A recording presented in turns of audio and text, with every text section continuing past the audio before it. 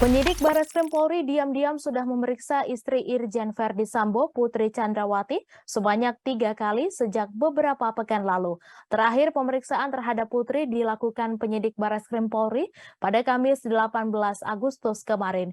Irwasum Mabes Polri Komjen Agung Marioto menjelaskan karena dalam keadaan kurang sehat, maka pemeriksaan terhadap Putri ditunda selama 7 hari.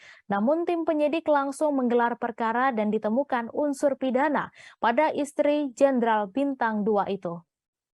Sementara itu, Direktur Tindak Pidana Umum Barreskrim Polri, Brigadir Jenderal Andi Rian mengatakan pihaknya melakukan gelar perkara pada Kamis malam sampai Jumat pagi. Pihaknya melihat aktivitas Putri saat berada di rumah pribadinya, Saguling, Duren 3, sampai ke rumah dinas yang jaraknya tak jauh. Menurutnya, Putri terlibat dalam pembunuhan berencana karena membuat laporan palsu terhadap Brigadir Yosua tentang pelecehan seksual.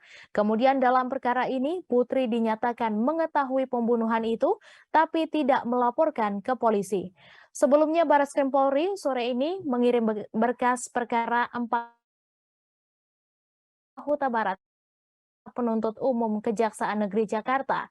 Irwasum Mabes Polri Komjen Agung Marioto mengatakan penyidik sedang menyelesaikan berkas perkara agar sore ini bisa dikirim. Jika nantinya sudah dinyatakan lengkap oleh JPU, maka perkara kematian Brigadir Yosua bisa diadili dalam persidangan. Namun demikian, ia tidak mengetahui apakah berkas perkaranya langsung P21 yaitu dinyatakan lengkap atau P19 dikembalikan ke penyidik. Sehingga pihaknya mengerjakan perkara Brigadir Yosua secara menyeluruh, termasuk kepada anggota polisi yang terlibat rekayasa. Kemudian penyidik melakukan pemeriksaan secara maraton kepada 4 tersangka yaitu FS, KM, RE, dan RR. Jangan lupa subscribe, share, komen, dan like ya!